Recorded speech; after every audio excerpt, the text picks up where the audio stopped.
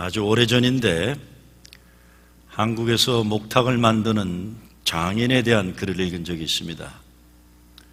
그분의 말에 의하면 목탁다운 목탁 하나를 만들기 위해 100년 된 살구나무 뿌리를 3년 동안 소금물에 적셔 묵히고 찌고 말려서 준비가 되면 그때 비로소 목탁 모양을 만들기 위해 칼질을 하게 된다고 하면서 이렇게 말합니다.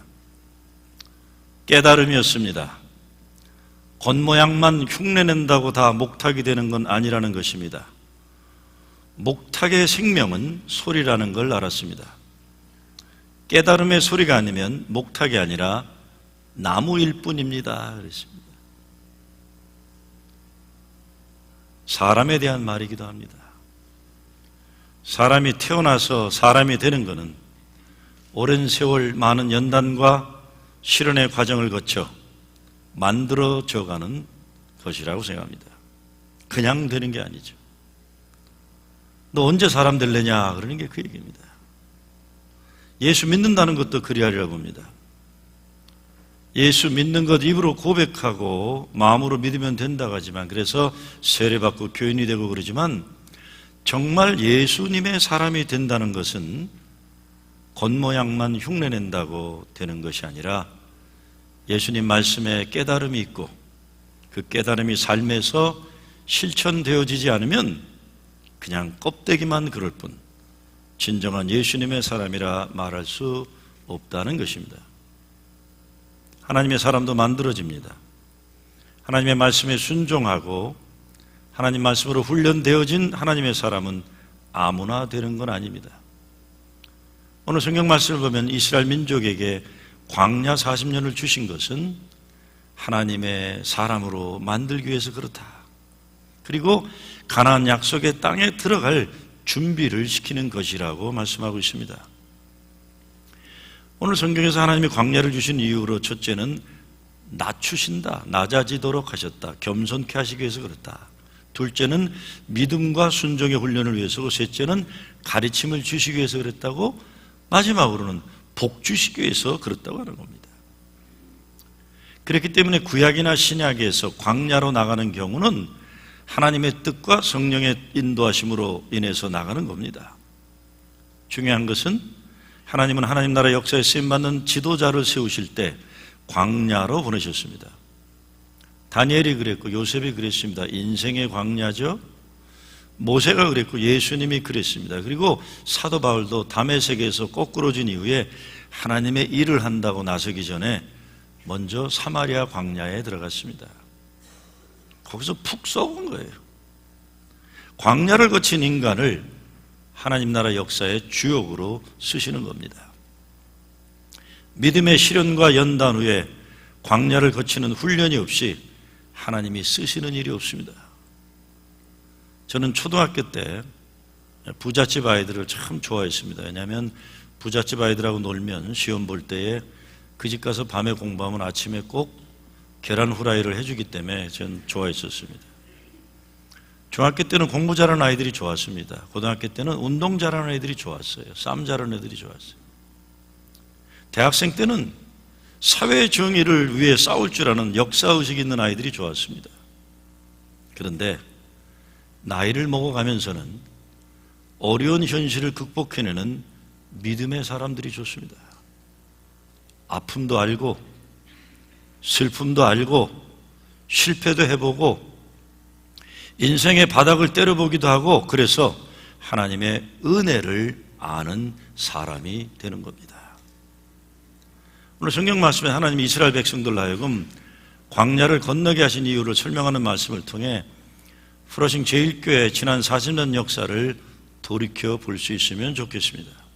왜냐하면 40년 역사 광야 생활이 끝난다는 것은 가나안 약속의 땅으로 향한 새로운 역사의 시작이기 때문입니다.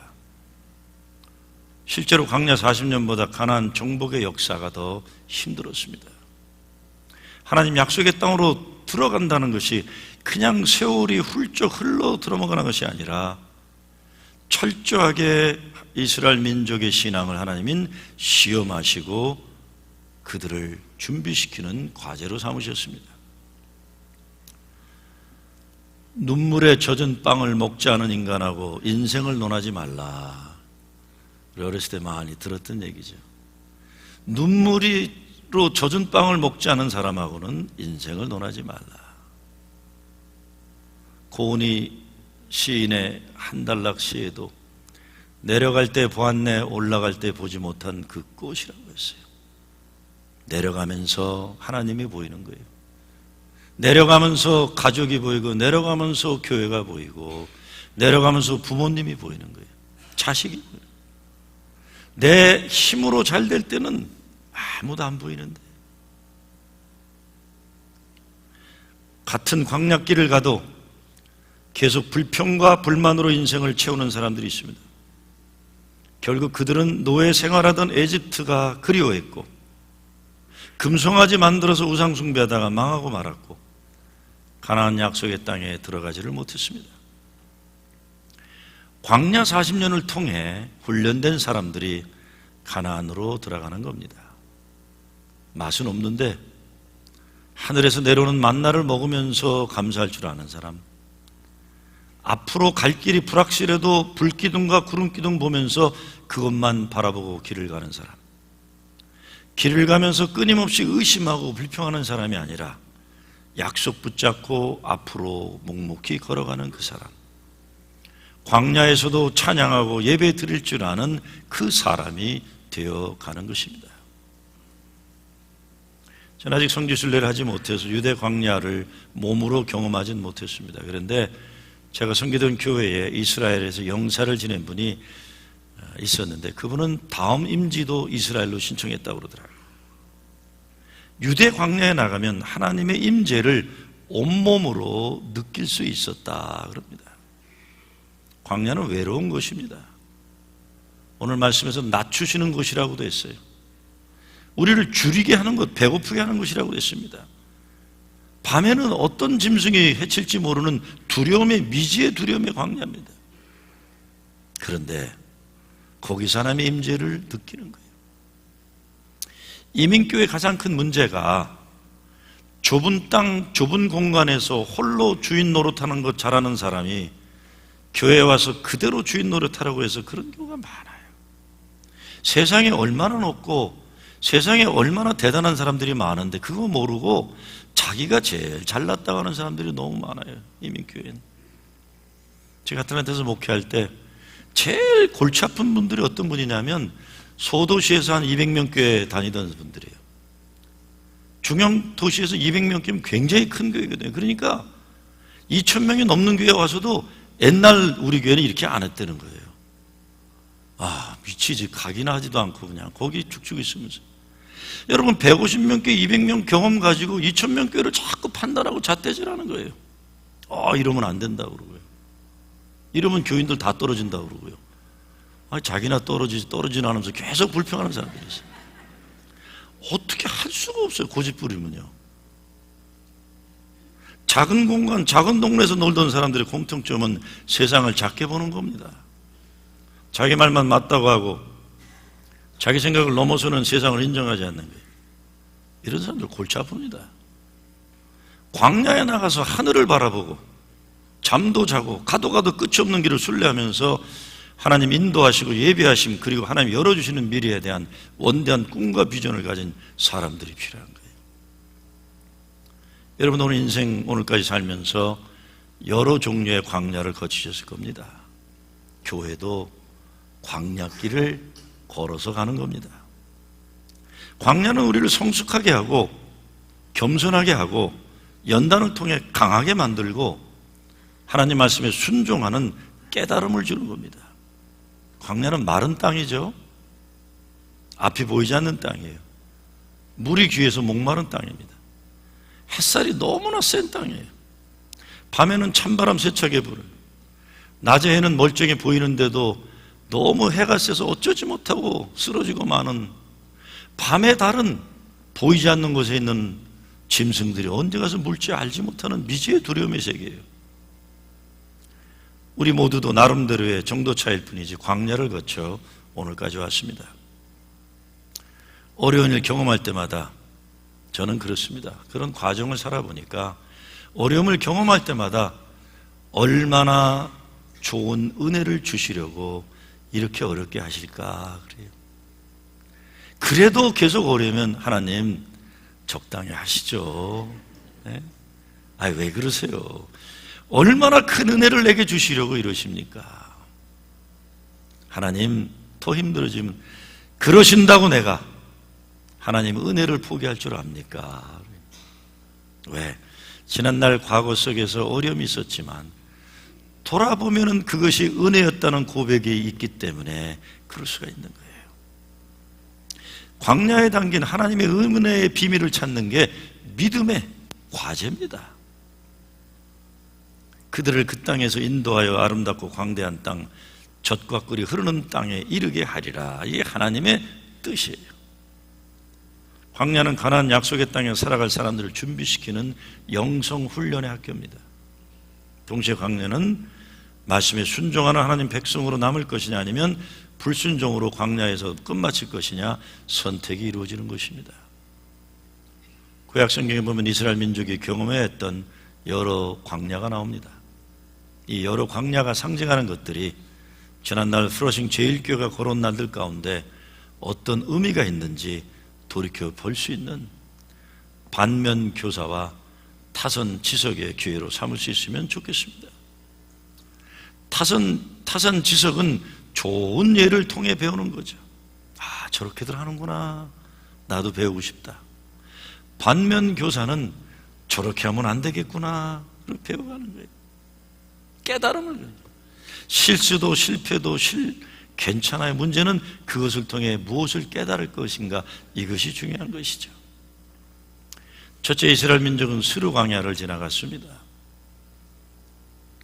이스라엘 민족은 그 땅에서 하나님이 쓴 물을 단물로 바꾸시는 기적을 체험했습니다.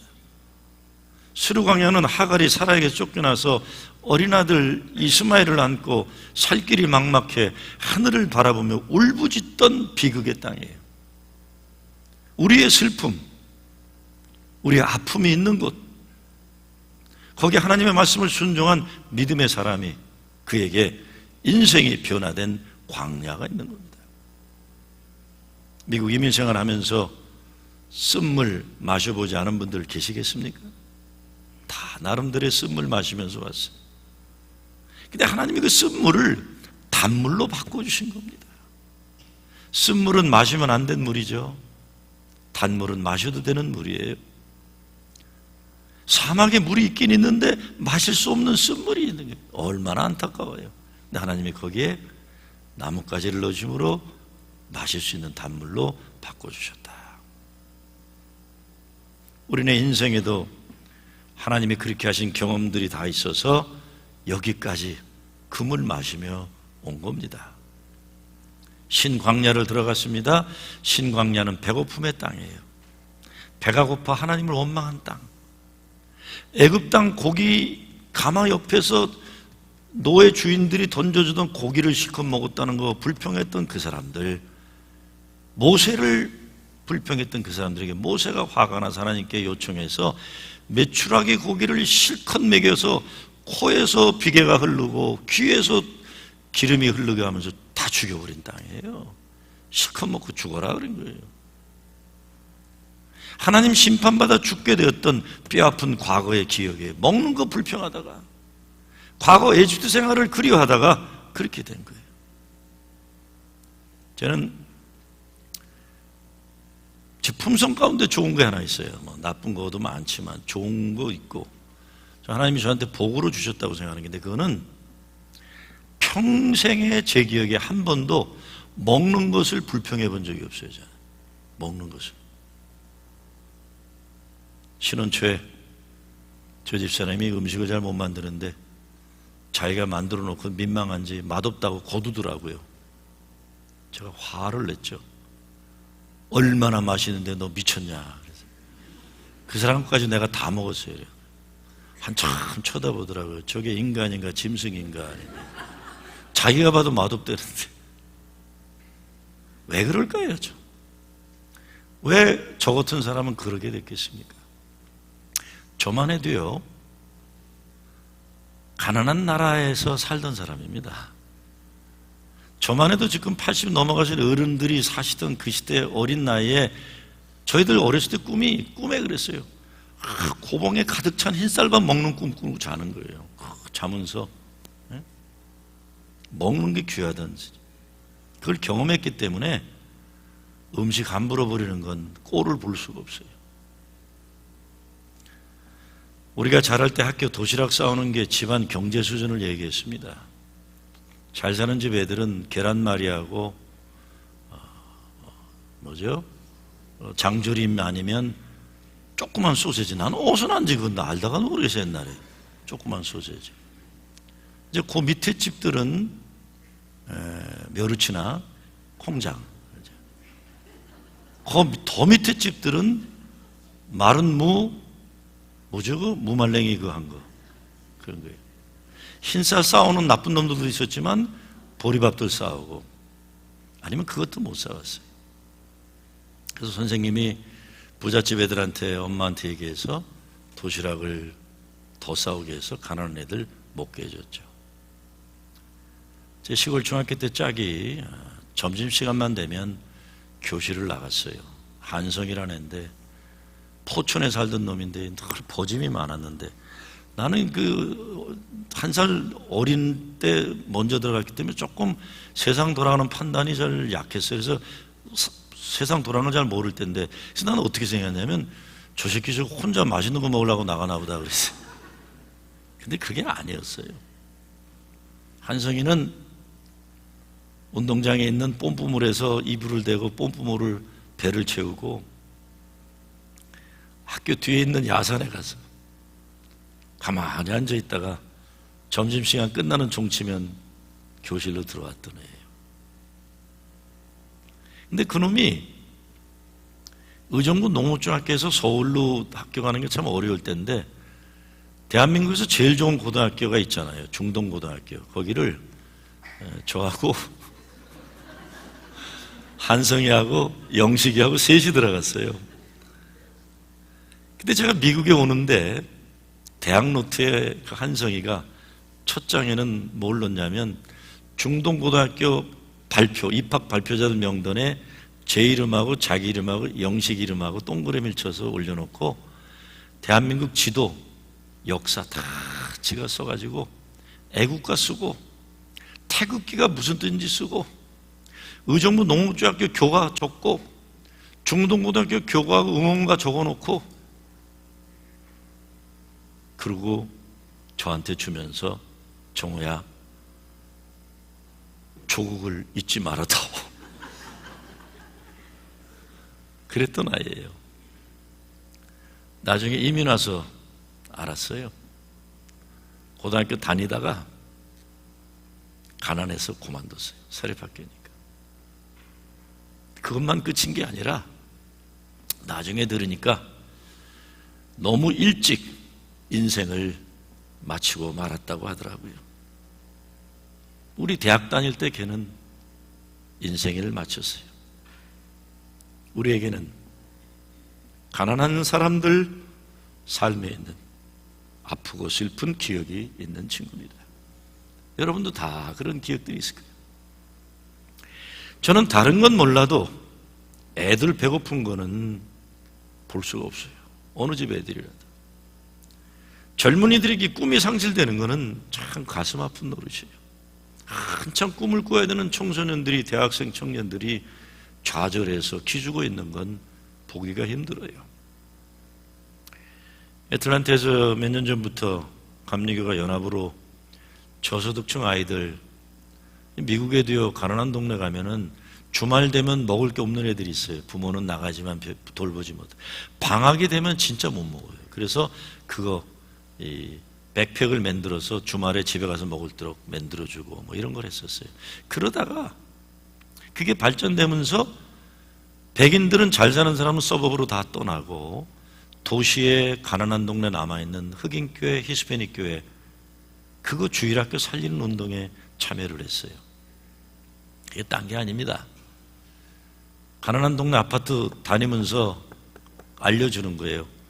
이번 주일날 저녁에 몇 시에 오면은 맛있는 밥도 주고 노래도 부르고 재밌다 그러면 애들만 오는 게 아니라 엄마들도 와요. 그렇게 시작해서 한 30명 모이면 주일날도 오도록 꼬시는 거예요. 그 진짜 갈 데가 없는 애들이에요. 그럼 주일날 와서 주일학교가 살아나는 거예요. 매튜 이니셔티브란 운동인데 그거를 제가 너무 콘셉트가 좋아서 우리 연에 좀 큰 교회들 모아가지고 그걸 막 추진하고 그러다 왔어요. 그 운동을 시작한 여자분이 60 초반에 라주엘 연합감리교라고 한 4, 5천 명 되는 큰 교회 교육 목사였는데 주일학교를 엄청 크게 부흥을 시킨 다음에 사표를 내고 소명을 가지고 가난한 지역에 와서 주일학교 회복 운동을 시작했어요. 너무 콘셉트가 좋아서 제가 돕기 시작했는데 어느 날 그분이 저를 주중에 찾아왔어요. 미국 분인데 눈물 글썽글썽해서 저한테 와서 이 감성이 풍부한 할머니가 60초가니까 아줌마예요. 감성이 아주 풍부해요. 그러면서 이렇게 얘기해요. 나는 하나님 나라가 뭔가를 봤다는 거예요. 이 땅에 천국이 저런 것이라는 걸 봤다는 거예요. 그래서 뭐냐 그랬더니 주일날 오후에 우리 교회 아이들이 청소년 애들이 영어권 언니 오빠들하고 같이 가서 히스패닉 동네 가가지고 어려운 동네 가서 애들 모아놓고 정성스럽게 여성교회가 만든 밥을 나눠주고는 노래 부르고 예수님 이야기하는데 한인 아이들, 우리처럼 생긴 애들이 자기하고 인종이 다른 히스패닉 애들을 저렇게 그리스도의 사랑으로 함께 기뻐하는 걸 보면서 그 백인 할머니가 Reverend Kim, I saw the reality of kingdom of God. 하나님 나라의 현실을 나는 오늘 봤다, 어제 봤다. 그러면서 눈물을 글썽이는 것이었어요. 여러분, 우리가 오늘 여기 이 땅에서 우리 교회가 플러싱 뉴욕에서 마음을 열어 그리스도의 사랑을 나누기 시작하면 여기가 천국이 돼요. 이 하나님 나라. 이기적인 울타리를 받았어요. 그렇잖아요. 우리 코리안 아메리칸들은 그래도 2세들만 해도 배고픔이 뭔지 알아요. 들어서 부모들에게. 저는 요즘에 깜빡깜빡하는 게 지난 설교에 얘기했는지 안 했는지 자꾸 몰라요. 사실은 아틀란타에서 목회할 때 한 10년 되니까 저희 집사람이 딴 교회 가라 그래서 왜 그랬더니 예화가 반복된대. 그래서 야 너만 기억하지 아무도 기억 못한다. 근데 어제 수양에 가서 설교했더니 몇 분이 8년 전 부흥회 때 했던 본문과 말씀이네요. 그래서 내가 아이고 힘들겠다. 여기 8년 남기기 어렵겠다는 생각을 했어요. 그 아이들이 우리 2세가 그런 말씀 드렸던 거죠. 뉴욕 유니버시티 NYU를 졸업한 우리 2세가 올해 CNN 히로로 추천됐잖아요. 딴 게 아니죠. 그 친구가 보니까 뉴욕의 좋은 식당에 좋은 음식들이 그냥 쓰레기로 가더라. 그래서 그러지 말라고 그걸 모아가지고 홈리스 피플들과 어려운 사람들을 논아주는 일을 시작했는데 그게 그냥 non-profit organization으로 커진 거예요. 그래서 레스넴이 이씨라고 그랬잖아요. 한국애라고. 그러면서 인터뷰한 내용을 보게 되면 부모님이 자기를 그렇게 가르쳤다는 게 음식 함부로 버리지 말아라. 여러분 우리가 자랄 때 할아버지 할머니가 그랬잖아요. 밥 한 톨도 농부의 눈물이고 땀이다. 절대로 친교 시간에 막 버리지 마세요. 먹지 않을 거면 가져가지도 마시고요. 네? 얼마나 자랑스러워요. 올해 CNN 히로로 우리 2세가 뽑힌 거예요. 얼마나 자랑스러운지 몰라요. 하나님이 광야를 지나온 백성을 가나안 약속의 땅 주인 되게 하신 역사가 오늘 우리 코리안 아메리칸들의 미래가 되기를 빕니다. 우리 이민 공동체가 또 교회가 이 미국 땅에서 쓴 물을 마실 수 없는 쓴 물을 마실 수 있는 단물로 만드는 사람들 되고 배고픈 어린이들이 배고프지 않는 나라 만드는 거예요. 하나님 말씀 안에서 자라고 아이들이 젊은이들이 하나님의 꿈을 가지고 비전을 가지고 미래를 개척해 나갈 수 있는 그런 세상을 만들어 가는 겁니다. 느비딤 광야를 또 지났어요. 그 광야는 목마름의 광야고 의심한 광야예요.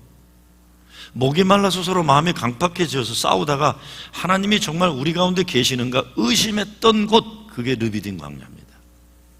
그런데 그 르비딤에서 유명한 아멜렉 전투가 벌어지지 않습니까? 여호수아는 전투에 나가서 싸우고 모세는 두 팔을 들고 기도하고 더 늙은 아론과 홀은 모세의 팔을 붙잡고 기도가 끊이지 않게 해서 승리하게 했던 사건, 그게 르비딤 광야의 아멜렉군과의 전투입니다. 여러분, 얼마나 이스라엘 백성에게 있어서 르비딤 광야가 자랑스럽겠습니까?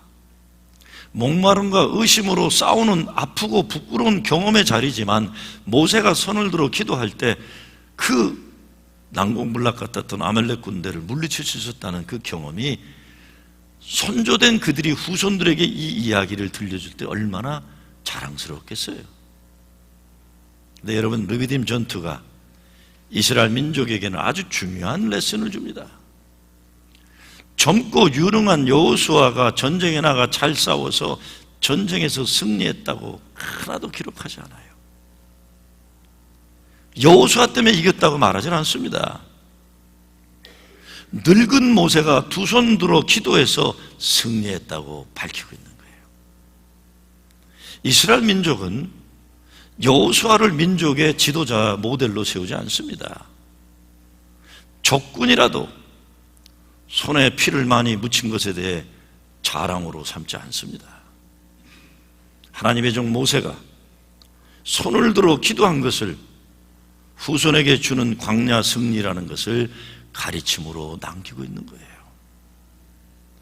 우리 인생에서 사랑해야 할 사람들끼리 목말라 서로 싸우는 일 있습니다. 믿어야 하는데 믿지 못하고 의심해서 싸우는 일들은 또 얼마나 많습니까? 우리네 삶에서도 교회에서도 어떤 이유에서건 싸워야 할 싸움이 있었다면 오직 주님이 기뻐하시는 승리를 생각해야 됩니다.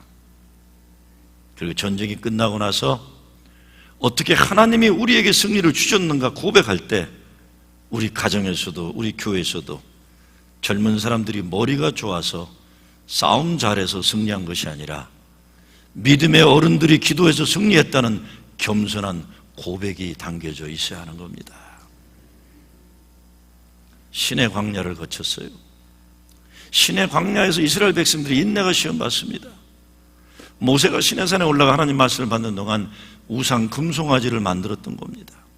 하나님 세우신 지도자를 의심하고 결국에는 금송아지를 만들어서 우상에게 절하는 엄청난 죄를 저지른 자리입니다. 사람도 어려울 일을 함께 견디면서 그 사람의 인격을 볼 수가 있습니다. 옛날 우리 선배 목사님들이 하시는 말씀 가운데 하나가 교회가 어려움을 경험하면서 성도들의 옥석이 구별된다고 했어요. 어려움을 경험하면서 어떤 사람이 옥인지 어떤 사람이 돌인지 구별된다고 했어요. 신뢰하고 기다릴 줄 알아야 하는데 사람들이 자기들 소견대로 행할 때 가정이 흔들리고 교회가 어지러워지는 겁니다. 마지막으로 바란 광야를 지냈어요. 여기에서 모세가 구스 여자를 아내로 삼고 세상과 타협하는 죄를 저지르게 됩니다. 이것을 세상 가치관과 야합하게 된 문제예요. 가나안 땅 가기 전에 일어난 사건이에요. 교회도 잘 될 때 이런 유혹에 빠지기가 너무나 쉽습니다. 기독교 역사를 보면은 초대교회가 순교적인 신앙을 가지고 지내다가 로마 제국의 국교가 되면서 세상 가치관과 야합하면서 교회의 본질이 희석되었다, 부패되기 시작했다고 역사학자들은 말하는 겁니다. 그러면 광야에 어떤 은혜와 축복이 있는 겁니까? 만나를 내리신 거죠. 너도 알지 못하면 내 열조도 알지 못하는 만나를 내게 먹이신 것은 사람이 떡으로만 살 것이 아니요 여호와의 입에서 나오는 모든 말씀으로 사는 줄 내가 알려 함이라. 하나님 말씀으로 사는 걸 가르쳐 주셨어요. 또 반석에서 물을 내셨어요. 광야길 가로막힌 길에 있는 큰 바위를 물을 내신 거예요. 바위를 때려서 물을 냈어요. 그러니까 여러분, 광야 경험한 사람들은 앞에 큰 반석이 있으면 두려워하지 않아요. 저 돌 속에 하나님의 생명수가 감추어져 있겠구나. 그거를 깨고 거기서 물을 마시고 믿음의 광야길을 계속 가는 거예요. 우리 인생 광야길에도 가로막힌 바위가 얼마나 많습니까? 그런데 하나님 말씀 순종해서 바위를 지팡이로 때렸을 때 하나님이 우리에게 그곳에서 생명수를 마시게 했던 경험들이 다 있는 겁니다. 그래서 어떤 어려움이 있어도 그 겉모습만 보는 게 아니라 속에 담겨져 있는 물을 보는 겁니다. 불과 구름 기둥으로 인도하신 것이에요. 저는 이거 생각하면서 부모와 자식을 한번 생각해 봤어요. 광야를 같이 가는데 아이들이 보는 거예요. 아무것도 안 보이는데 우리 아빠 엄마는 어떻게 길을 알고 가실까? 우리 아빠 엄마가 아무리 세상이 힘들어도 하늘을 보면서 가시는구나. 하늘에 뭐가 있을까? 하나님의 불기둥과 구름기둥이 있는 거예요. 그런 아이들이 어른이 돼서 세상 살아가다가 어려운 일 당할 거 아니에요. 땅 봐라고 땅만 쳐다보다가 어려움 당하다가 아버지 엄마가 생각나는 거예요. 이럴 때 엄마 아빠는 어떻게 하셨지? 하늘을 바라봤구나. 하늘을 바라보다가 불기둥과 구름기둥을 보는 거예요. 보는 거예요. 야, 이렇게 인생을 사는 거구나. 이 은혜입니다. 하나님 우리를 만나주신 것이 광야예요.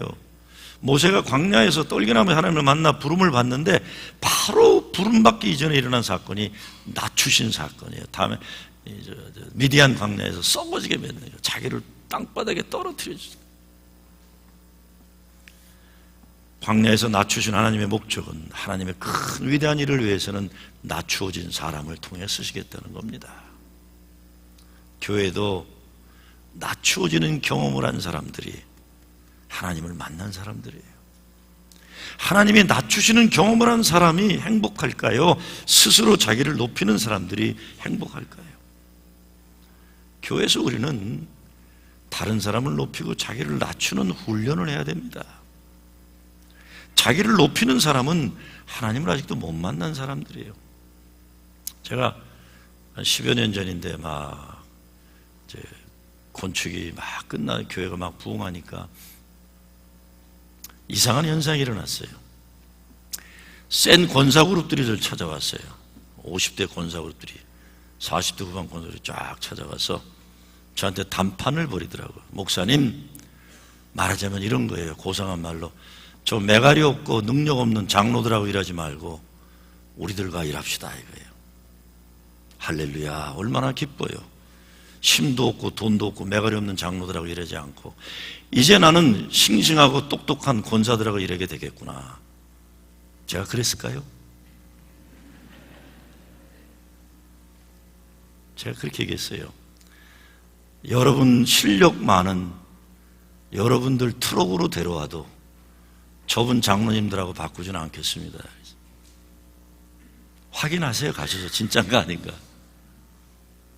그 중에 한 사람이 나중에 장로가 되고 그 말을 기억하고 있더라고요.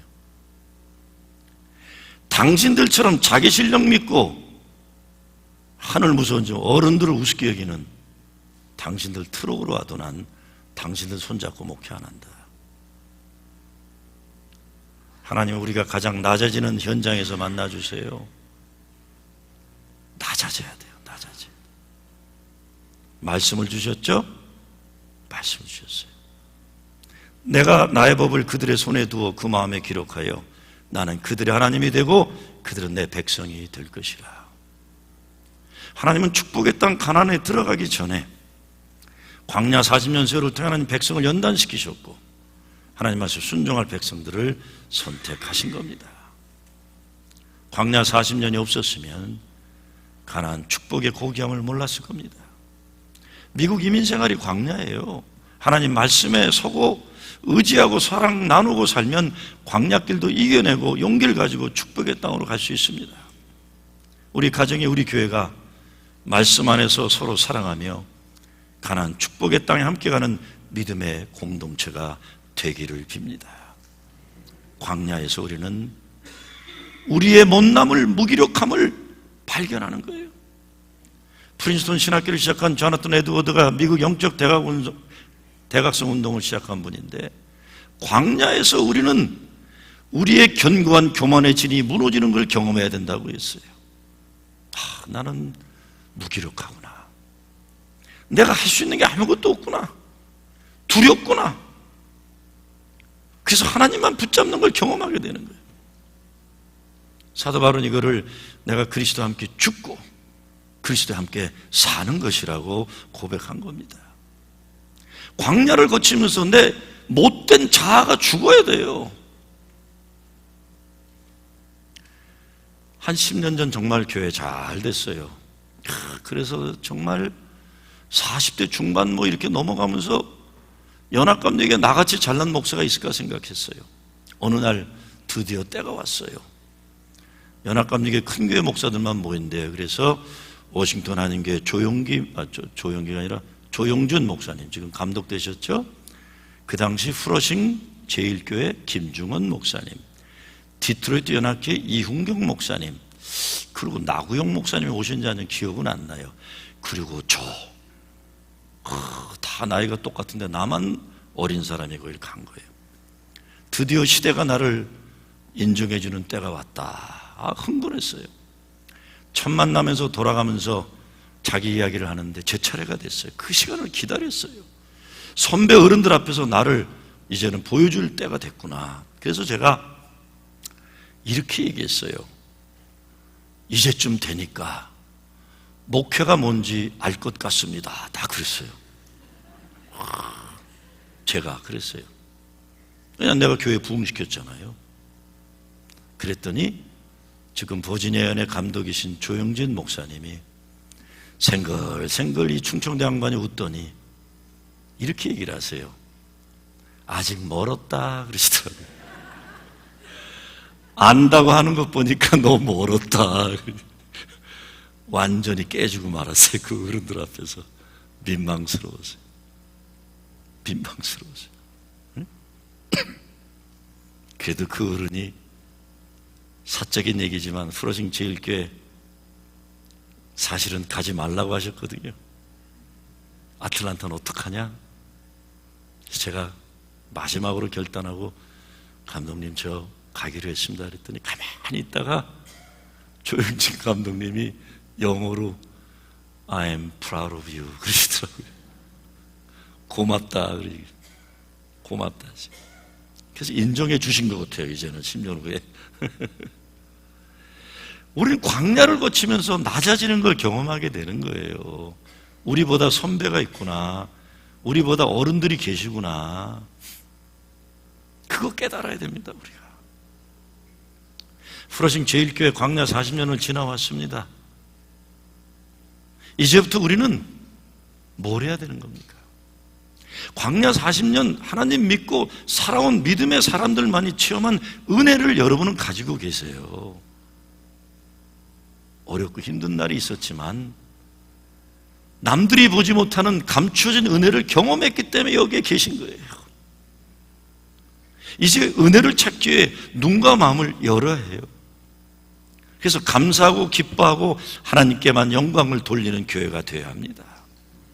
그리고 다시 준비해가지고 이제 가나안 약속의 땅으로 들어갈 준비를 해야 돼요. 영적으로 육적으로 단결하고 지난날 아픈 상처들이 있으면 그 상처 속에서 그리스도 고난의 흔적을 발견해야 돼요. 상처 많은 이 날들이 저주의 날이 아니라 그리스도 고난의 흔적을 담아주신, 그래서 바울이 뭐라 합니까? 이놈들아 나 건드리지 마라. 내 몸에는 그리스도의 고난의 흔적이 있다 그러잖아요. 지난날 어렵고 힘든 날이 있었으면 그 삶의 여정에서 우리를 일으켜 세워주시고 품어 안아주시고 살려주신 그 하나님의 은혜를 깨달아야 돼요. 그리고 우리의 뒤를 이어갈, 여러분 우리의 뒤를 이어가야 할, 이 교회는 여러분만을 위한 교회가 아닙니다. 여러분의 뒤를 이어갈 자녀들과 자손들과 후손들이 그들의 미래를 위해서 두려워하지 말고 가나안 약속의 땅을 들어가는 길을 만들어 가야 돼요. 디딤돌이 되고 징검다리가 되시지 짱돌이 되고 걸림돌이 되지 마세요. 여기까지 오게 하신 에베네셀의 하나님, 예비하시고 인도하신 여호와 일의 하나님, 그 하나님이 우리 교회의 미래 가나안을 열어주실 겁니다. 이 믿음 가지고 하나님의 크고 놀라운 약속의 미래를 함께 열어가는 여러분 되시길 주의 이름으로 축원합니다.